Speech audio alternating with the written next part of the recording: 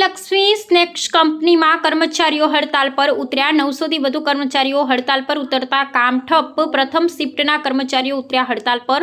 કર્મચારીઓનું લઘુત્તમ વેતન, ઈપીએફ કાપવું, કોન્ટ્રાક્ટરનું અયોગ્ય વર્તન, સરકારી નિયમોનું પાલન નહીં કરવું, સેફટીના સાધનો ન આપવા જેવી માંગોને લઈ આંદોલન। કર્મચારીઓની ચીમકી, જો કંપની માંગો નહીં સ્વીકારે તો આંદોલન વધુ ઉગ્ર બનશે। મહત્વની બાબત એ છે કે કર્મચારીઓની ઉચ્ચ કક્ષાએ રજૂઆત, પરંતુ સરકારી બાબુઓ ને તંત્ર તેમની માંગોથી છે બેધ્યાન। કર્મચારીઓ દ્વારા આપેલ નોટિસના પણ કંપની આપે છે ઉડાઉ જવાબ, તેવો આક્ષેપ।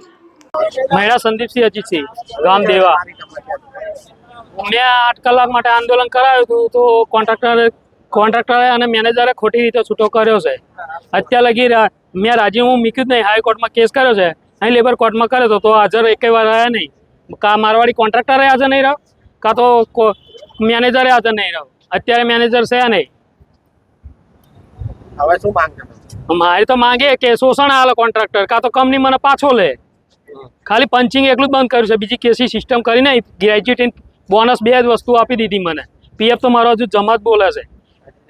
ના ના, શું લાગે છે કર્મચારીઓએ? કશું નહીં, લેબર કોર્ટમાં 1 દિવસ હાજર નહીં રહ્યો, કોન્ટ્રાક્ટરે નહીં કે કંપનીનો મેનેજરે હાજર નહીં રહ્યો। આ બાબતે આજે જે આંદોલન કર્યું કર્મચારીઓએ, લાગે તમને ન્યાય આપશે? ન્યાય એટલે હું તો કોર્ટ ઉપર તો ભરોસો જ નહીં રાખતો। આ જે કરે છે ને લીગલી જ કરે છે, આમાં કાયદેસર આવતું જ નહીં। નોટિસ આ લોકો ફટકારી છે, કંપની મારી છે, ત્યારે હવે આ બારુપુરાના દિવસો આવ્યા ને, કોઈ નિકાલ નહીં કરતો, કશો રસ્તો કરતા હોય તો જોવો છે શું? કોઈનું સાંભળતા જ નહીં। કશું નહીં, XYZ વ્યક્તિ ગમે તે આવે, કોઈ કોઈની જવાબદારી કારણ એટલે મણી કાકા, અત્યારે તો મણી કાકા બોલે છે, બીજું કશું બોલતા નહીં।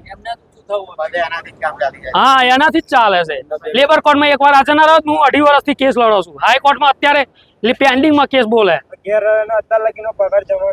શોષણ કરતા હતા તો જતા, પેલો કંપનીનો વકીલ છે અલ્પેશ શાહ કરીને, વકીલ તો ના કહેવાય પણ દલાલ વકીલ કહેવાય, જે કંપનીનું દલાલું કરે છે। કોન્ટ્રાક્ટર રૂપિયા લે હોય તો લડી લેવાનું।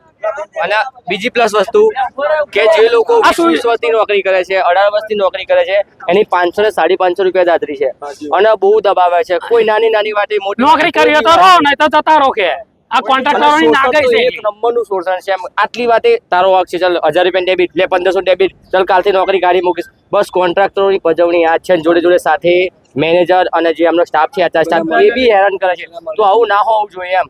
જે છોકરો આ માનો કે જે 18 વર્ષથી નોકરી કરતો હોય, બીજો કોઈ જગ્યાએ નોકરી મળે, એની ઉંમર થઈ ગઈ 9 વર્ષ નોકરી કરે, એમ કે તું ના આવીશ કાલથી તને ગાડી મૂકીશ, તો આવું ચાલે? વસ્તુ ખોટી કહેવાય।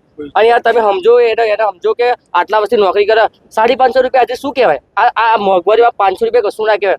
એ માણસ 1000 રૂપિયા 1200 રૂપિયા હાજરી માગે, માણસ આટલા વર્ષ નોકરી કરી હોય એને, અને એને લા તમારી ગાડી મૂકે, આવું ના ચાલે યાર। આટલું બધું શોષણ ના હોય યાર। મારું નામ રાવત રવિન્દ્ર મહેશભાઈ છે। હું છેલ્લા 9 વર્ષથી આ કંપનીમાં નોકરી કરું છું। પહેલા કંપની 12 કલાક ચાલતી, ત્યારે બહુ વૈતરા કર્યા અને અત્યારે વૈતરા કરીએ જ છીએ। અને બીજી બાબત કે પહેલા જે મશીનોની સ્પીડ રેગ્યુલર અત્યાર સુધી 85 જ ચાલતી હતી, એની જગ્યાએ અત્યારે જે નવો પ્લાન્ટ બન્યો છે ફેઝ 4, એમાં મશીનોની સ્પીડ 120 રાખવામાં આવે છે, જેથી કરીને અમને ભરવામાં બહુ જ તકલીફ પડે છે। બીજું કે સ્પીડ તમે જે લીગલી છે રાખો ને, આ માણસોની હાલત તો જુઓ, એકવાર ખાલી એના ચહેરા પર નજર કરો કે 8 કલાક બોક્સ ભરે છે તો એમની હાલત કેવી થઈ જાય છે। ઘરે જઈને સુવે છે તો સવાર કેમનું પડે છે એ ખબર નહીં પડતી। આ ખાલી કાલની જ વાત હતી, બહુ દિવસે નહીં થયા, કાલનો જ દાખલો। કાલે ખાલી 100 ની સ્પીડ પર વાડકા આઈટમ જે આવે છે, પાણીપુરી વાડકા, એ ચાલતી હતી, એમાં હું ખાલી ટેપ મારવા બેઠો હતો। ખાલી ટેપ મારતા ખાલી આંગળી તમે જોઈ શકો છો કે એ આંગળી સૂજી ગઈ છે, દેખાય છે? તો આ પરથી ખાલી તમે વિચારો કે અંદર કંપનીમાં જે 120 પર મશીન ચાલે છે, એ રેગ્યુલર જે છોકરાઓ ભરવા જાય છે અને જે ઓપરેટરો મશીન ચલાવે છે, ઓપરેટરોને એવું નથી કે ખાલી બેસી રહેવાનું, એ છોડાવા બેસે છે ત્યારે એમને અડધો કલાક 120 પર ભરવાનું હોય છે, એટલે એમને તકલીફ તો પડે જ છે। એવું નથી કે ખાલી રોડ બદલીને બેસી રહેવાનું। એટલે આ રીતે અમારી ખાલી એક જ માંગણી છે કે અમે જે હેલ્પરો છીએ એમને થોડોક આ રાહત મળે એ રીતે તમે સ્પીડ લિમિટ કરાવો। અને બીજું કે આ જે લીગલી સ્પીડ છે 85 થી એટલી જ રખાવો, આ જ અમારી માંગણી છે। કારણ કે અમે અહીંયા આગળ જે તકલીફ બેઠીએ છીએ અમને જ ખબર છે કે અંદર કેવી તકલીફ પડે છે। મારું નામ સુરેશભાઈ। શું કહેવું છે તમારે? મારે તો એટલું કહેવું છે કે આજે આટલા 17-18 વર્ષ બગાડ્યા તો એ 17 વર્ષ બગાડ્યા એ પ્રમાણે મારી વેતન મને મળતું નથી, બરાબર છે. શુક્રવાર હું ભરું છું, એ શુક્રવાર મને નથી હાજરી ગણાતો કે કસામ ગણાતો, અને એની ખાલી એના પૈસા જ ગણાય છે.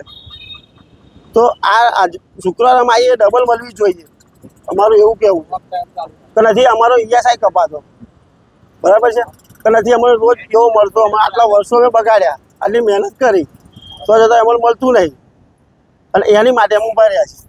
તમે આ માટે કંપનીમાં રજૂઆત કરી? કંપનીમાં 8 થી 10 ફેર રજૂઆત કરી, 1 વર્ષ સુધી તો ચાલ કર્યું કોન્ટ્રાક્ટરો જોડે, અને કંપનીમાં HR ડિપાર્ટમેન્ટમાં હેડ કર્યું અમે, પણ એનો કોઈ ઉકેલ આવ્યો નહીં. શું લાગે છેલ્લે અમને આ પગલું અમારે ભરવું પડ્યું. કેમ આ લોકો તમારી વાત કેમ નહીં સાંભળતા? શું લાગે? હવે ના વાપરતા હોય તો એમને ખબર. તમે તમે મજૂર શ્રમ વિભાગમાં કે એવા સરકારી કોઈ વિભાગોમાં રજૂઆત કરી આ બાબતે? સરકારી વિભાગમાં અમે રજૂઆત નથી કરી, કારણ કે અમે કંપનીનું અમે એવું ઈચ્છતા હતા કે કંપની અમારી આગળ આવે. આજે કંપની આગળ આવે એ માટે અમે આગળ કોઈ પગલું ભર્યું જ નહોતું. અમે એમને રજૂઆત કરેલી, પણ એમણે અમારું આમ જોયું નહીં.